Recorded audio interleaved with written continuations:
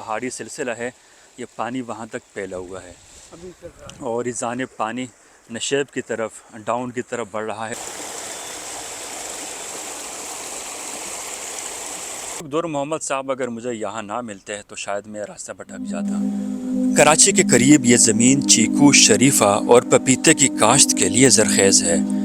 यहाँ के लोग मेहनत कश और खुश इखलाक है। बरसात में जब यहाँ की नदियाँ बह पड़ती है तो नज़ारा देखने से ताल्लुक़ रखता है। दो नदियों के संगम तक हमारा सफ़र कैसा रहा, आगाज़ से जान लीजिए। मैं इस वक्त M9 पर मौजूद हूँ और मेरे रकब में कराची टूल प्लाजा दिखाई दे रहा है। यहाँ करीब ही एक ऐसा मुकाम है जो दरअसल मरीन रिवर का कैचमेंट एरिया है। वहाँ पर दो नदियों का मिलाप होता है। अब मैं नहीं जानता कि उन बरसाती नदियों में इस वक्त पानी बहता हुआ मिलेगा कि नहीं। दरअसल मैंने रात गूगल मैप पर उस एरिया को स्टडी किया था, वहाँ एक छोटा सा डैम भी दिखाई दे रहा था। अब उस डैम तक मुझे रास्ता मिलेगा कि नहीं, ये भी मेरे इल्म में नहीं है। बहरहाल वहाँ तक चलते हैं, सफ़र का आगाज़ करेंगे। कुछ ना भी मिले, एक नया तजुर्बा ही मिल जाएगा। तो चलिए सफ़र का आगाज़ करते हैं। ये कराची टूल प्लाज़ा है, यहाँ से M9 मोटरवे का आगाज़ होता है। इस शाहरा के ज़रिए आप हैदराबाद तक जा सकते हैं, जो यहाँ से 150 किलोमीटर की दूरी पर वाक़ है। चूँकि मोटरसाइकिल और रिक्शा टूल टैक्स फ्री है तो इसलिए हम भी साइड से गुज़र गए, वरना बड़ी गाड़ी में अगर होते तो यहाँ टूल टैक्स अदा करना पड़ता। ये हम जिस ब्रिज से इस वक्त गुज़र रहे, ये है तद्दो नदी। इस तरफ गदाब का एरिया है, गदाब के एरिया से तद्दो नदी बहती है और आगे पर ये मलीर नदी का हिस्सा बनती है। इस हवाले से बताता चलूँ कि एक कन्फ्यूज़न कराची में आमतौर पर ये पाई जाती है। लोग ये कहते हैं बरसात के मौसम में जब तद्दो डैम ओवरफ्लो हो जाए तो कहा जाता है कि सादी टाउन या स्कीम 33 में जो पानी बह रहा है वो तद्दो नदी का पानी है। ऐसा नहीं है। तद्दो नदी प्रॉपर एक रास्ता है इस नदी का, जिस तरह मैंने यहाँ दिखाया। ये दुम्बा गोट के करीब ये नदी M9 को ब्रिज के नीचे क्रॉस करती है और मलीर कैंट के अरकब से गुजरते हुए आगे मेमन गोट के करीब से ये आगे बढ़ती है और फिर कायदाबाद से कुछ फासले पर मलीर नदी का हिस्सा बनती है। तो इस नदी का पानी सादी टाउन या स्कीम 33 की तरफ जा ही नहीं सकता। दरअसल वहाँ जो पानी जाता है वो है लठ नदी का। लठ नदी ये नार्दर्न बाईपास की तरफ निकलती है, गदाब टाउन की है, एक छोटी सी नदी है, बरसाती नदी है। इस पर एक दो छोटे डैम भी बनाए गए हैं। तो वहाँ से जब पानी ओवरफ्लो होकर नीचे आता है तो नार्दर्न बाईपास जहाँ M9 के साथ टच होती है तो वहाँ पर सामने सादी गार्डन है, सादी टाउन है और उसके बैक साइड पर दूसरी तरफ स्कीम 33 का एरिया है। तो फिर ये पानी वहाँ दाखिल हो जाता है। मेरे राइट हैंड पर बहरिया टाउन है और हम जो सफ़र कर रहे हैं बहरिया टाउन से आगे काठौड़ को क्रॉस करेंगे। काठौड़ के बाद DHA सिटी है। DHA सिटी से पहले ही हमारी मंजिल है जो M9 कराची टूल प्लाज़ा है। यहाँ मैंने गूगल के ज़रिए चेक किया था तो जो फासला बनता है M9 कराची टूल प्लाज़ा से उस मंजिल तक तकरीबन 29 किलोमीटर है। 29 किलोमीटर का ट्रैक है, लेकिन रास्ता साफ़ है, M9 है, मोटरवे है, तो किसी किस्म की परेशानी की बात नहीं है। और आज ट्रैफिक भी किसी कदर कम है और मौसम भी अच्छा है, कभी धूप है कभी बादल है। बहरहाल उम्मीद करता हूँ एक अच्छा नज़ारा ही आगे देखने को मिलेगा। इस वक्त मैं काठौड़ को क्रॉस कर रहा हूँ। मेरे लेफ़्ट हैंड पर काठौड़ जाने के लिए यहाँ से रास्ता जुदा होता है। 2 साल पहले जब बारिशें ज़्यादा हुई थी तो काठौड़ की तरफ भी मेरा जाना हुआ था। वहाँ जो मोल नदी का मुकाम है और ऊपर और उसी नदी पर मोल डैम भी बना है, तो वहाँ जो बहते पानी का नज़ारा था वो भी बहुत खूब था। आज जिस एरिया की तरफ जा रहा हूँ यहाँ पर भी मोल नदी M9 को क्रॉस करती है। तो वही मोल नदी है जहाँ पहले 2 साल पहले मैं काठौड़ की तरफ से गया था और आज जो है M9 की तरफ से जा रहा हूँ।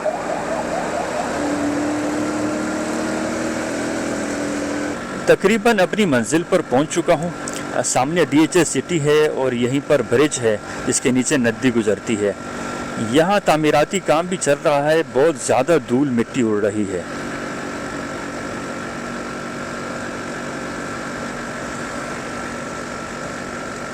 यहाँ रोड की कंडीशन ठीक नहीं है। वैसे रोड तो ठीक है लेकिन आगे तामीराती काम चल रहा है जिसकी वजह से ट्रैफिक बहुत ज़्यादा जाम है और मैं कच्चे पर उतर कर आगे बढ़ रहा हूँ। तो बाइक का एक फ़ायदा ये है कि साइड से बाइक निकल जाती है, लेकिन जो बड़ी गाड़ियाँ हैं वो अपनी जगह पर खड़ी है। तो बहरहाल आगे बढ़ेंगे और देखेंगे आगे क्या सूरत हाल है। ये बिल्कुल वही कंडीशन है जब ये 8-10 साल पहले M9 मोटरवे यहाँ पर बन रही थी। तो इसी तरह हम कच्चे में उतर कर जाया करते थे, यानी जो हैदराबाद का सफ़र था आज अगर आप 1.5 घंटे में पहुँच सकते हैं तो उस वक्त वो 2.5-3 घंटे में तय होता था। तो अब यहाँ पर दोबारा वही कंडीशन देखने को मिल रही है। चले मैं यहाँ से सर्विस रोड पर ले लेता हूँ। ये सर्विस रोड भी उस वक्त तामीर हुई थी जब M9 बन रहा था, यानी अल्टरनेट जो डाइवर्जन के लिए दिया था कि डाइवर्जन हो, यहाँ ट्रैफिक इससे गुजरे। इस पर मिट्टी बहुत ज़्यादा है, चूँकि कच्ची सड़क है, कच्चा एक रास्ता बना दिया था, सड़क कहाँ थी। तो ये उसी कंडीशन में है जिस तरह 8-10 साल पहले यहाँ से गुजरते थे, आज दोबारा वही तजुर्बा करने को मिला। ये वो नदी का मुकाम है जहाँ मैंने पहुँचना था। यहाँ से तो रास्ता बंद है, लेकिन बाइक यहीं खड़ी करके आगे की तरफ बढ़ूँगा और मकामी किसी की हेल्प भी ले लेता हूँ ताकि वो रास्ता समझाने में मेरी मदद कर सके। तो ये सामने देखे ये M9 है, ब्रिज के ऊपर गाड़ियाँ गुजर रही है, ट्रैफिक बहुत ज़्यादा जाम है और नीचे ये है नदी का मुकाम।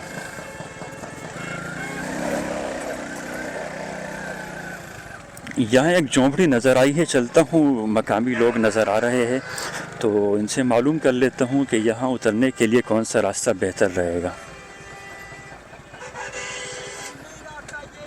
अस्सलाम वालेकुम।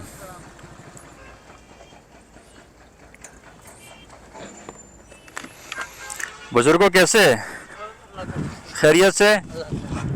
डैम है ना, डैम किस तरफ है? Mall dam. जी जी अभी ये एक नदी डैम यही है। सही। तो इसका रास्ता कहाँ से होगा, मुझे कहाँ से जाना पड़ेगा? रास्ता ये सामने बाइक जा सकती है? हाँ? बाइक जा सकती है? हाँ हाँ जा सकती है। देखो इतना हाँ हाँ सामने देखा है। जी जी।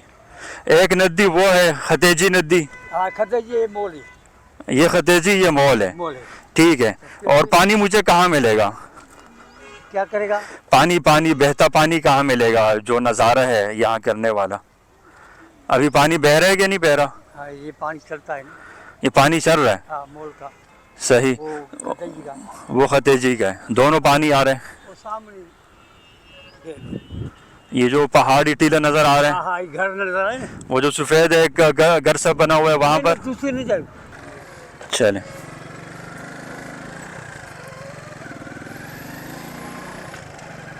बुजुर्ग मेरे पीछे बैठ गए, उन्होंने कहा मैं आपको रास्ता दिखा देता हूँ ताकि आपके लिए मुश्किल ना हो। ये चूँकि मकामी यहाँ पर गोड भी है, आबादी है, तो ये बुज़ुर्ग भी यहाँ के मकामी है, रिहायशी है। तो यहाँ से मुड़ूँ? जी जी ठीक है। बुजुर्गों इस गोड का नाम क्या है? ये गोड सचल नूर। सचल नूर। हाँ नूर सचल। सही। चले ये अच्छा हुआ कि बुजुर्ग मेरे पीछे बैठ गए, मकामी है तो उन्होंने रास्ता समझा दिया, वरना मैं यहाँ भटक जाता, क्योंकि गूगल मैप के ज़रिए भी ये रास्ता नहीं मिलता आमतौर पर। वाह बहुत खूब नज़ारा। ये जो दरख्त है चीकू के दरख्त है? थोड़ा सब्र करो, इधर से यहाँ अंदर से जाना है? हाँ। अच्छा अच्छा अच्छा अच्छा अच्छा ठीक है, बेहतरीन।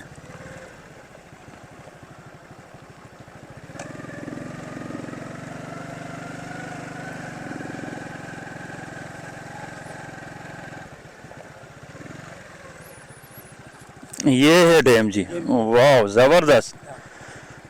पानी अगरचे कम है, यानी पानी उस तरह ओवरफ्लो नहीं हो रहा, लेकिन अब भी पानी यहाँ से गिर रहा है। मज़ीद नज़ारा बाइक यहाँ रोक कर ही करवाता हूँ।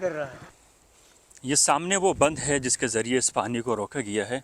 वैसे कुदरती तौर पर ये एक ऐसा मुकाम बन रहा है जहाँ पर एक तरफ भी कुछ ऊंचाई का मुकाम है, यानी पहाड़ी टीला है, और दूसरी तरफ भी, तो तीसरी जानिब ये बंद बांधा गया है जो अब ऊपर से इसका नज़ारा करवाएंगे।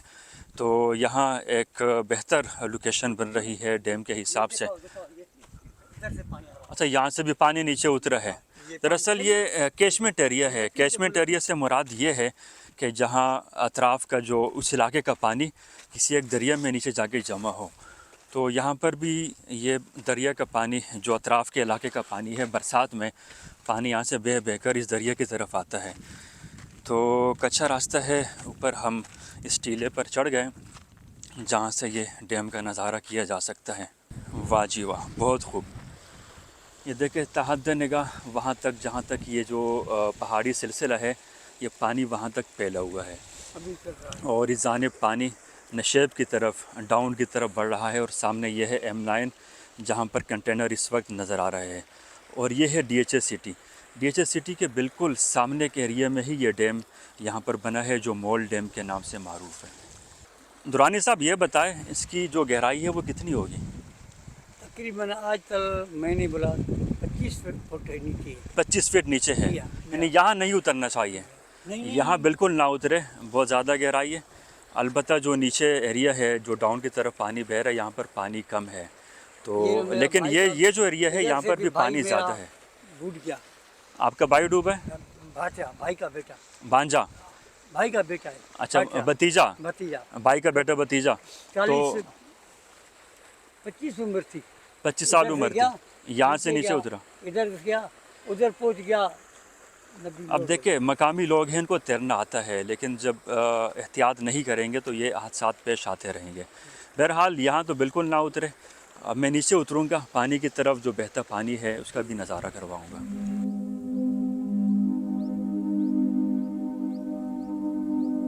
डैम का फ्रंट हिस्सा है, यहाँ से हम नीचे उतरेंगे नदी की तरफ, और जो बहता पानी है वो यहीं पर बेहतर तौर पर नज़र आएगा।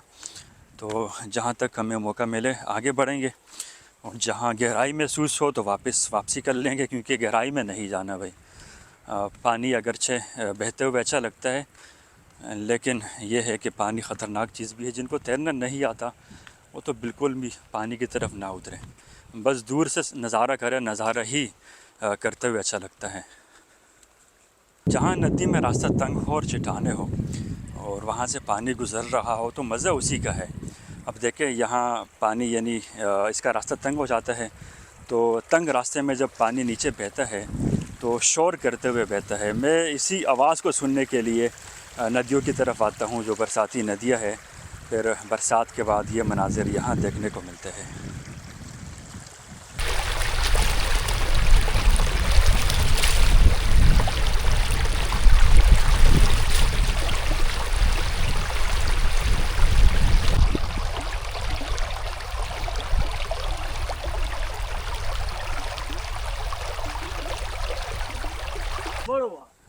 कैसे हैं? खैरियत से? वालेकुम सलाम। और खुश हैं जोड़। अल्लाह का शुक्र। आप सुनाए खैरियत से? हाँ, ये बस यही आखिरी बोलो करने को सब। अच्छा सही। अब ये देखें, यहाँ की ज़िंदगी है। ये लकड़ी ऊपर से उठाकर नीचे ला रहे हैं। ये वो लकड़ी है जो आग जलाने के काम आती है। तो यहाँ पर कीकर के दरख्त बहुत ज़्यादा है, और ऐसा भी है कि ये जब नदी आती है तो नदी भी अपने साथ लकड़ियाँ लेकर आती है। तो बाज़ लकड़ी इन्होंने ख़ुद भी यहाँ पर काट रखी है। अब ये काट कर लेकर जा रहे हैं ताकि फिर आग जलाने के काम आ सके। नदी के मुकाम से जो ऊपर का हिस्सा है, आप देख सकते हैं, जब पानी का रेला यहाँ से गुज़रा है तो ये जो कटाई है ये किसी और ने नहीं की, बल्कि ये पानी ने की है। पानी बहुत तेज़ी के साथ गुज़रा है। पानी के निशानात आप देख सकते हैं। ये जो कीकर के दरख्त है, इस तरह इस पर ये कीकर के दरख्त यहाँ टूटे हुए पड़े हैं या इस पर मलबा गिरा है, तो ये पानी के ज़ोर की वजह से, जो पानी का जो रेला था, इतनी ऊंचाई में पानी यहाँ से गुज़रा है कि इसके नीचे भी गुज़रता रहा। इसको ये पहाड़ है, चट्टान है, देखें ये पत्थर है, इसके नीचे से भी पानी गुज़रता रहा है और आगे बढ़ते हुए फिर M9 को ब्रिज के नीचे क्रॉस किया है। डैम के मुकाम से हमने वापसी का सफ़र शुरू कर लिया है अब उस तरफ चलेंगे जहाँ पर ये दोनों नदी आपस में मिलती है, यानी मोल नदी और खतेजी नदी। वहाँ का नज़ारा करेंगे और उसके बाद बाबा जी से इजाज़त लेंगे और वापसी का सफ़र शुरू करेंगे। बाबा जी, इस वक्त चीकू इन दरख्तों पर है कि नहीं? जी हाँ। चीकू है इन दरख्तों पर? चलो नहीं, बस चक्कू अभी नहीं है, अभी खत्म हो गया दूसरी। सीज़न क्या है ये चीकू दरख्त पर कब आता है? ये 2 महीने के बाद आएगा। 2 महीने बाद आएगा, सही। हाँ जी, आगे बढ़े, रास्ता देंगे।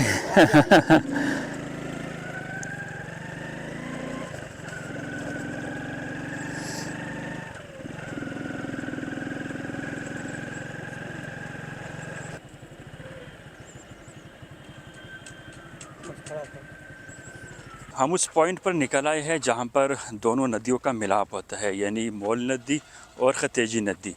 तो इस जानिब भी पानी तेज़ी के साथ बह रहा है, जो तंग एरिया है जहाँ चट्टानें हैं, और ये सामने ब्रिज है M9।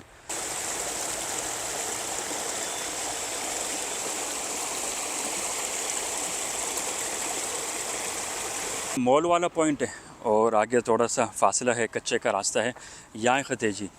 तो दोनों नदियों का मिलाप जो यहाँ होता है इस पॉइंट पर, क्यों ना उस नदी को भी देख ले। चलते चलते खतेजी नदी की तरफ आ गए और यहाँ पर भी पानी बहता हुआ नज़र आ रहा है। अब यह है खतेजी नदी, पानी यहाँ से दाखिल हो रहा है और इस जानिब यानी इस पॉइंट पर, इस ब्रिज के नीचे दूसरी तरफ से मोल नदी, यहाँ से खतेजी नदी। तो दोनों पानियों का मिलाप यहीं पर होता है। ये कोई मामूली नदी नहीं है जहाँ से पानी गुज़र रहा है, ये तो वो पानी है जो इस वक्त नशेब से बह रहा है।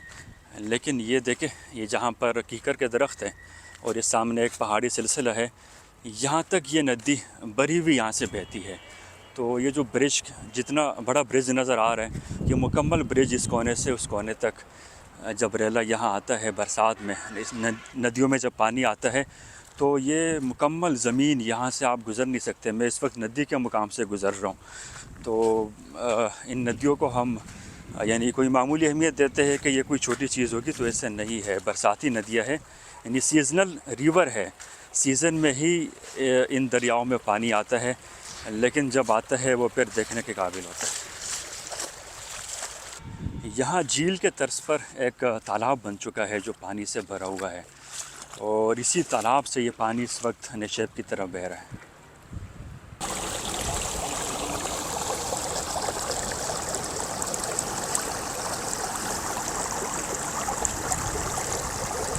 जिस तरह मोल नदी के बारे में बताया कि वो मोल के इलाके से नीचे उतरती है, जो कीर्तन नेशनल पार्क में डिस्ट्रिक्ट जामशोरो में वाक़ है, तो इसी तरह खतेजी नदी ये सरी की तरफ से आती है। सरी भी ताना बोला खान के पास डिस्ट्रिक्ट जामशोरो का एक कस्बा है।